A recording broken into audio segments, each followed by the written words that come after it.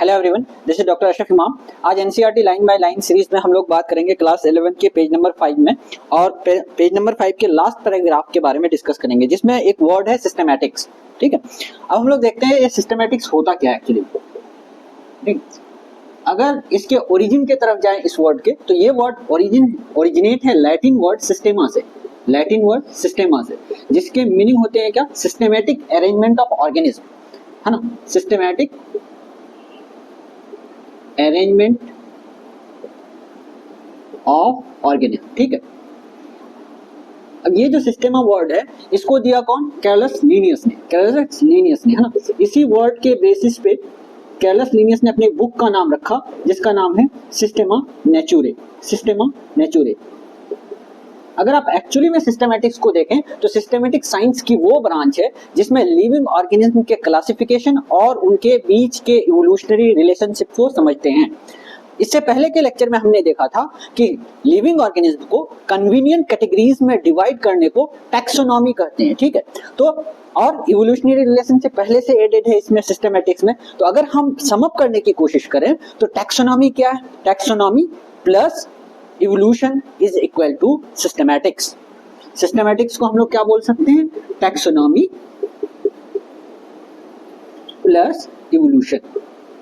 ठीक है, अब ये जो आपका सिस्टमैटिक्स है, तो जैसे ही आप इवोल्यूशन को देखेंगे तो इवोल्यूशन ऐसा नहीं है कि सिर्फ लिविंग ऑर्गेनिज्म में ही हो रहा है, इवोल्यूशन साइंस के फील्ड में भी हो रहा है।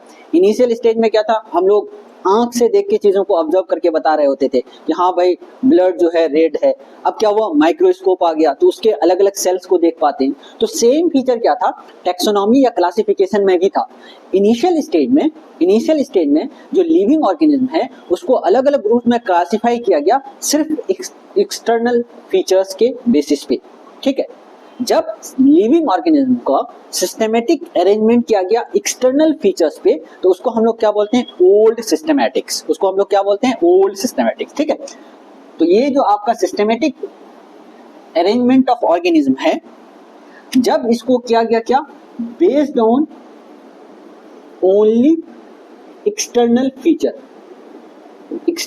फीचर्स, तो उसको हम लोग क्या बोल दिए? Old systematics. ठीक है, ओल्ड सिस्टमैटिक्स। ठीक है, बाद में क्या हुआ, जब साइंस की ये ब्रांच और डेवलप हुई तो क्या किया गया कि सिस्टमैटिक अरेंजमेंट ऑफ ऑर्गेनिज्म किया गया based on external and internal features. ठीक है, साइंस की वो ब्रांच जिसमें लिविंग ऑर्गेनिज्म को सिस्टमेटिकली अलग अलग कैटेगरीज में डिवाइड किया गया based on external and internal feature along with evolutionary relationship, उसको हम लोग क्या बोलते हैं? Neo systematics. अब देखिए, इंटरनल फीचर्स में मल्टीपल चीजों को इंक्लूड कर सकते हैं हम लोग, जैसे साइटोलॉजी को, जैसे हिस्टोलॉजी को, है ना, इसी तरह से इम्ब्रोलॉजी को, जैसे केमिस्ट्री को, केमिकल कंपोजिशन को, जैसे इकोलॉजी को। इन सारे पॉइंट्स को हम लोग क्या कर सकते हैं? इंक्लूड कर सकते हैं। तो इसमें से जो इंपॉर्टेंट है इंटरनल फीचर्स में, ठीक है, जब साइटोलॉजी को, इंटरनल फीचर्स में साइटोलॉजी को कंसीडर करते हुए, साइटोलॉजी प्लस इवोल्यूशनरी रिलेशनशिप को इवोल्यूशन को कंसीडर करते हुए लिविंग ऑर्गेनिज्म को अलग अलग ग्रुप में कैटेगराइज किया जाता है, तो इसको हम लोग क्या बोलते हैं? साइटोटैक्सोनॉमी, है ना। तो साइटोटैक्सोनॉमी के अंदर हम लोग कौन कौन से इंटरनल फीचर्स को देखते हैं, इससे रिलेटेड क्वेश्चंस पूछ लिया जाता है, जिसमें हम लोग क्या क्या देखेंगे? सेल के अंदर का एक देखेंगे क्या? Chromosome structure. पहला फीचर हम लोग क्या देखते हैं इसमें? Chromosome structure. दूसरा फीचर क्या देखते हैं हम लोग इसी के अंदर? Chromosome behaviour. ठीक है, क्रोमोसोम नंबर। ठीक है, तो ये 3 पॉइंट क्या देखना है, याद रखना है आपको कि साइटोटॉक्सिज्म के अंदर सेल के कौन कौन से फीचर्स को लिखते हैं। तो बेसिकली क्रोमोसोम स्ट्रक्चर, बिहेवियर और नंबर, इन तीनों चीजों को कंसीडर करती है अलोंग विद इवोल्यूशनरी रिलेशनशिप। तो ये एक एग्जांपल था। ठीक है, अब आपने क्या किया? इवोल्यूशनरी रिलेशनशिप को स्टडी कर लिया, टैक्सोनॉमी को स्टडी कर दिया और मल्टीपल कैटेगरीज में छोटे छोटे ग्रुप्स में लिविंग ऑर्गेनिज्म को क्लासिफाई कर दिया, वो ग्रुप्स क्या कहलाते हैं? टैक्सोनॉमिक कैटेगरीज को। सीआरटी के पेज 6 में जो पहला पैराग्राफ है, यहाँ से स्टार्ट होता है आपका टैक्सोनॉमिक कैटेगरीज। अब हम लोग बात करेंगे टैक्सोनॉमिक कैटेगरीज की।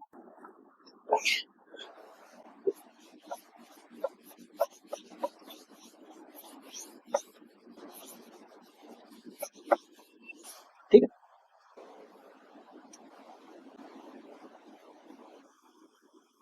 Taxonomic categories. अब ये टैक्सोनॉमिक कैटेगरीज हैं क्या? टैक्सोनॉमिक कैटेगरीज ग्रुप्स हैं जिनके अंदर सिमिलर टाइप के ऑर्गेनिज्म को रखा जाता है। मतलब जैसे इनको एनसीईआरटी जो टैक्सोनॉमिक कैटेगरीज के लिए जो डेफिनेशन यूज किया करता है, वो क्या यूज करता है आपका कि टैक्सोनॉमिक ग्रुप्स या categories are distinct biological entities not merely morphological aggregates. मतलब क्या हुआ इसका कि टैक्सोनॉमिक कैटेगरीज अलग अलग यूनिट ऑफ क्लासिफिकेशन है जिसके अंदर सिमिलर दिखने वाले, एक जैसे दिखने वाले ऑर्गेनिज्म रखे जाते हैं, बट वो ग्रुप ऑफ ऑर्गेनिज्म दूसरे ग्रुप ऑफ ऑर्गेनिज्म से बिल्कुल डिफरेंट होते हैं। जैसे मैं एग्जांपल के तौर पे आपको समझाता हूं, जैसे ये जो आपका 3 अलग अलग group of similar group of organism है, ठीक है, लाइक इसमें काऊ है, इसके अंदर डॉग है और इसके अंदर हॉर्स है मान लेते हैं सपोज, ठीक है, हॉर्स है, या और इसके अंदर और दूसरा मान सकते हैं आप, डॉग ना मान के बफलो मान सकते हैं ना, बफलो है, ठीक है। जितने भी मान लेते हैं इसमें 100 काऊ हैं, 100 बफलो हैं, 100 हॉर्स है, ठीक है। आप देखें तो ये ग्रुप ऑफ ऑर्गेनिज्म के अंदर क्या होगा, अलग अलग तरह की सिमिलरिटीज हैं, जैसे हर किसी के 4 पैर होंगे, है ना, हर कोई हर्बीवोर है ना, कोई वो नहीं है, तो उस तरह की सिमिलरिटीज हैं, ठीक है। तो टैक्सोनॉमिक कैटेगरीज क्या होगा, हर एक जैसे काऊ है तो अपने आप में एक कैटेगरी है, अपने आप में एक यूनिट है, बफलो अपने आप में एक यूनिट है और हॉर्स अपने आप में यूनिट है। अगर आप देखें तो ओवरऑल सब लिविंग ऑर्गेनिज्म है, ठीक है, बट इस ग्रुप के जो ऑर्गेनिज्म हैं दूसरे ग्रुप के ऑर्गेनिज्म से डिफरेंट है। तो टैक्सोनॉमिक कैटेगरीज भी इसी तरह से क्या होते हैं कि वो ग्रुप ऑफ ऑर्गेनिज्म हैं जो कि रियल में एग्जिस्ट करते हैं बट दूसरे ग्रुप ऑफ ऑर्गेनिज्म से डिफरेंट होते हैं, ठीक है, वो अलग होते हैं, ठीक है। तो अब यहाँ पे जो टैक्सोनॉमिक कैटेगरीज हैं उनकी हम बात करें तो वो बेसिकली कितने होते हैं, 7 टैक्सोनॉमिक कैटेगरी, जिसमें लिविंग ऑर्गेनिज्म को अलग अलग कैटेगरीज में बेस्ड ऑन सिमिलरिटीज डिवाइड किया जाता है, वो है 7। पहला टैक्सोनॉमिक कैटेगरी आपका है स्पीसीज। स्पीसीज वो ग्रुप ऑफ ऑर्गेनिज्म है, जैसे मैं यहाँ पे एग्जांपल के तौर पे समझाता हूँ कि 5 ऑर्गेनिज्म है A B C D E, ठीक है। इसके अंदर क्या हुआ कि ये जो A B C का ग्रुप है इनके अंदर क्या है, फंडामेंटल सिमिलरिटी, इनके अंदर फंडामेंटल सिमिलरिटी है, ठीक। लिविंग ऑर्गेनिज्म का वो ग्रुप जिनके अंदर फंडामेंटल सिमिलरिटीज पाया जाता है उनको एक स्पेसिफिक कैटेगरी में रख दिया जाता है जिसको बोलते हैं स्पीसीज, ठीक है। अब स्पीसीज को डिफाइन करने के लिए अलग अलग साइंटिस्ट ने अलग अलग तरीके से इसको डिफाइन किया। सबसे पहला साइंटिस्ट जो इसको डिफाइन किया, या फिर मतलब पहला साइंटिस्ट तो नहीं, जिन्होंने अलग अलग साइंटिस्ट अलग अलग टाइम पे इसको अलग अलग तरीके से बताया। स्पीसीज के कॉन्सेप्ट को डील करते हुए कार्लस लिनियस ने जो कॉन्सेप्ट दिया वो क्या है आपका, स्टैटिक स्पीसीज कॉन्सेप्ट, है ना। कार्लस लिनियस के अनुसार लिविंग ऑर्गेनिज्म का ग्रुप जिनको एक स्पीसीज कहा जाता है उनके अंदर जो फंडामेंटल कैरेक्टर्स होगा वो कैसा होगा, स्टैटिक टाइप का होगा। वो कैसा होगा, स्टैटिक टाइप होगा। दूसरा स्पीसीज से रिलेटेड कॉन्सेप्ट दिया आपका अर्नेस्ट मेयर ने दिया था क्या, बायोलॉजिकल स्पीसीज का कॉन्सेप्ट, ठीक है। अर्नेस्ट मेयर को डार्विन ऑफ 20th सेंचुरी भी बोला जाता है, ठीक है। अब इन्होंने बायोलॉजिकल स्पीसीज में कहा क्या कि जैसे मान लेते हैं इसमें बहुत सारे लिविंग ऑर्गेनिज्म हैं, अर्नेस्ट मेयर के अनुसार उन्हीं लिविंग ऑर्गेनिज्म को बायोलॉजिकल स्पीसीज की कैटेगरी में रखेंगे जो आपस में इंटरब्रीड कर सके और इंटरब्रीडिंग के बाद जो प्रोजेनी पैदा हो वो फर्टाइल हो, वो क्या हो, फर्टाइल हो। लाइक इसमें A B C D E F 4 अलग अलग ऑर्गेनिज्म हैं। इसमें देखा गया क्या कि ए बी सी ये आपस में इंटरब्रीड कर रहे हैं और इंटरब्रीडिंग के बाद जो प्रोजेनी पैदा हो रहा है वो फर्टाइल है, ठीक है। बट सी डी ई जो है आपस में इंटरब्रीड नहीं कर पा रहे हैं और इंटरब्रीड नहीं कर पा रहे, तो सी डी ई को एक स्पीसीज नहीं माना गया। किसके हिसाब से, अर्नेस्ट मेयर के हिसाब से, बट एबीसी को स्पीसीज माना गया, ठीक है। तो अगर हम यहाँ पे स्पीसीज को समराइज करने की कोशिश करें तो स्पीसीज क्या है, लिविंग ऑर्गेनिज्म का वो ग्रुप जिसके अंदर फंडामेंटल सिमिलरिटीज मैक्सिमम नंबर में पाया जाए with compare to other group of living organism. दूसरा टैक्सोनॉमिक कैटेगरी है आपका जीनस।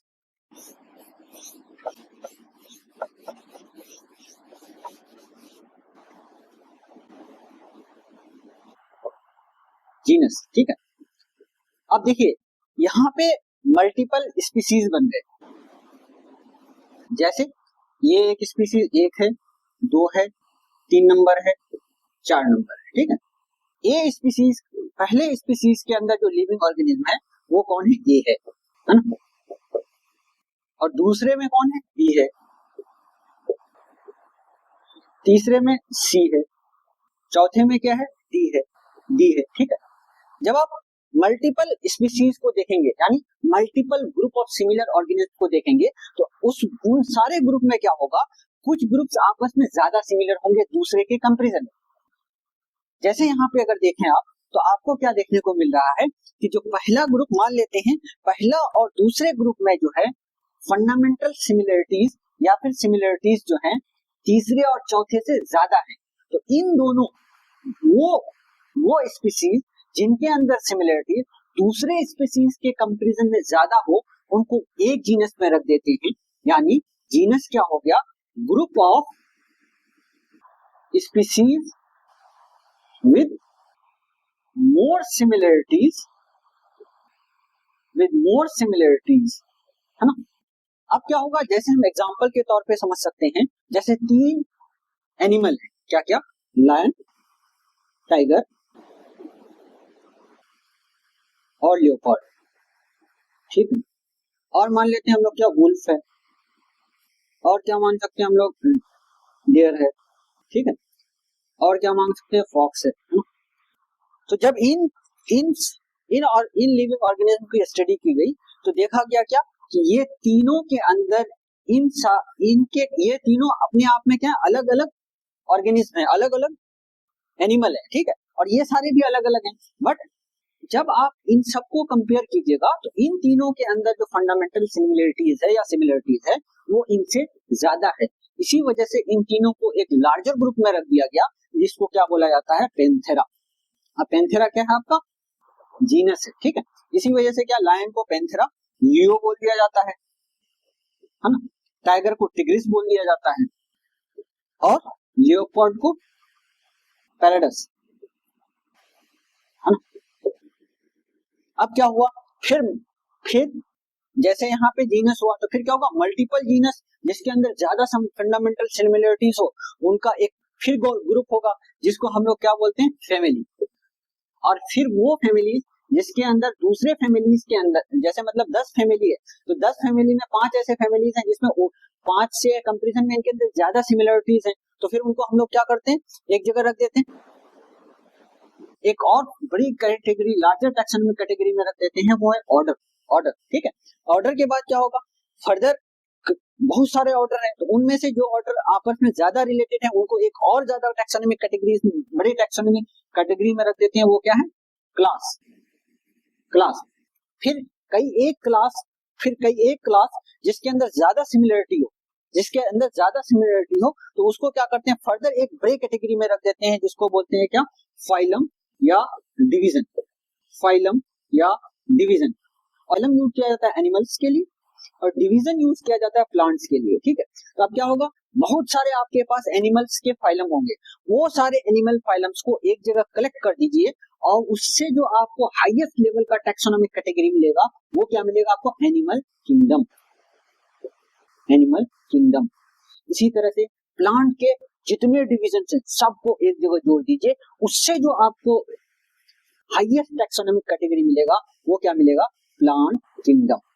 तो लिविंग ऑर्गेनिज्म का 7 टैक्सोनॉमिक कैटेगरीज में इस तरह से क्लासिफाई किया जाता है। लिविंग ऑर्गेनिज्म को जो ये 7 टैक्सोनॉमिक कैटेगरीज में डिवाइड किए, तो ये जो चेन बना, जो हायरार्की बना, इसको क्या बोलते हैं हम लोग, टैक्सोनॉमिक हायरार्की। इसको हम लोग क्या बोलते हैं, टैक्सोनॉमिक हायरार्की। मतलब टैक्सोनॉमिक कैटेगरीज को जब हम असेंडिंग टू डिसेंडिंग ऑर्डर में सजाते, जैसे स्पीशीज जो है वो क्या है, स्मॉलेस्ट यूनिट है, स्मॉलेस्ट क्लासिफिकेशन यूनिट है, और लार्जेस्ट यूनिट क्या है आपका, किंगडम, है ना।